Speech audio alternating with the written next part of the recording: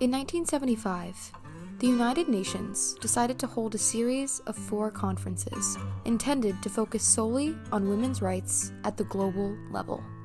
The Beijing Conference was the 4th and final in said series. International women's conferences had happened previously in Mexico City in 1975, Copenhagen in 1980, and Nairobi in 1985. But this was meant to be the concluding conference, delegating and finalizing women's rights as to meet a certain global standard. The resulting document, called the Platform for Action, was more comprehensive than any other document from the previous 3 conferences, discussing diverse ideas ranging from eradication of poverty, reproductive rights, global peace, nuclear disarmament, gendered violence, the treatment of adolescent girls, and the rights of Indigenous women. Held from September 4th through September 15th, 1995, in Beijing and Haikou, the 4th World Conference on Women and Associated NGOs Forum had a total of over 47,000 attendees, with delegates from 189 countries. Often thought of as a watershed moment in the history of women's rights, the final resolution centered around the important idea that women's rights are human rights, as noted in a famous speech from U.S. Speaker Hillary Clinton. We need to understand there is no one formula for how women should lead our lives. That is why we must respect the choices that each woman makes for herself and her family. Every woman deserves the chance to realize her own God-given potential.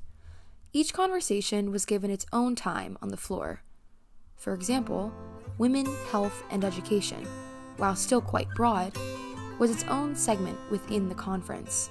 Women and armed conflict, women and the economy, women in the media, and the girl child are just a handful of other specified areas that were discussed individually by speakers from all different countries and addressed individually and in detail in the resulting Platform for Action.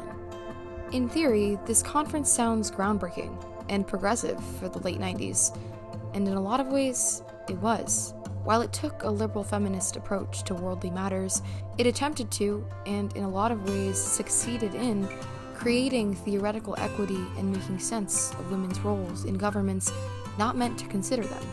These conferences proved the legitimacy of women as legislators, politicians, activists, businesswomen, and people. The legacy of the 4th World Conference on Women was far-reaching, spurring individuals, NGOs, and governments to enact change in support of women's rights. As the U.S. network, we have asked and submitted a paper to the U.S. government requesting that the government commit to certain things. And one of those would be to put in place a vehicle, may it be a task force or a commission or whatever, now, before we go to Beijing, which will be in place to monitor issues and commitments. Those commitments would be such things as a task force or a commission that would be all-inclusive, that would include people of various backgrounds, ages, the young, the old, look at ethnicity, look at geographic and regions. We've also looked to ask our government to look at the issues on reproductive health. And in looking at commitments in each of these areas, well, whether it's in refugees or in our environment, we are asking that a vehicle be put in place immediately so that these commitments can be monitored.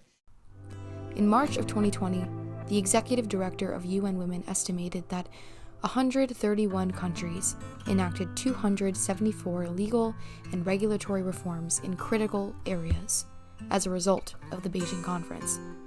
However, as mentioned in a quote from French President Emmanuel Macron, it's no secret that in 2020, the Beijing Declaration would have no chance of being adopted.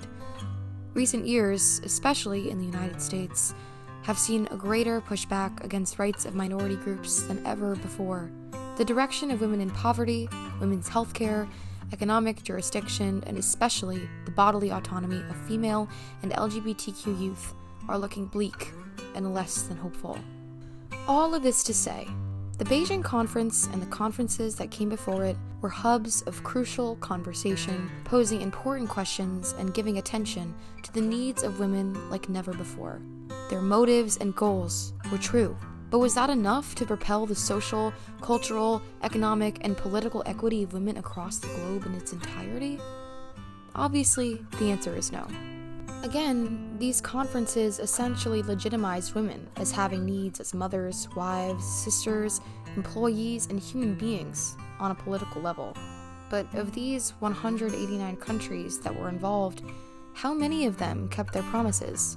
In a humanrights.gov piece about gender equality, it's mentioned that the World Bank has estimated, at the current rate of progress, it could take 150 more years to achieve gender parity in lifetime earned income. Which makes you wonder, how many of these countries actively refer to the Platform for Action to make sure their current legislature is up to par with the re-established standards for women?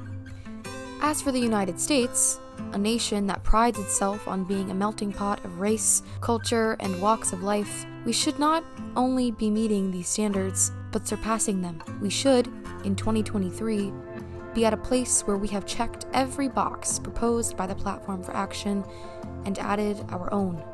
Essentially, these conferences and its resulting propositions were too liberal. Not for their time, but for their confines, for the socio-political environments they bred from. Of course, we thank UN Women for holding these conferences, starting these conversations, and making people care and become aware of the issues and discrimination women have been facing worldwide for hundreds of years. Without them, it's uncertain where we'd be on the timeline of women's rights. But we want to hold lawmakers, politicians, and the system accountable for more than just the 1%.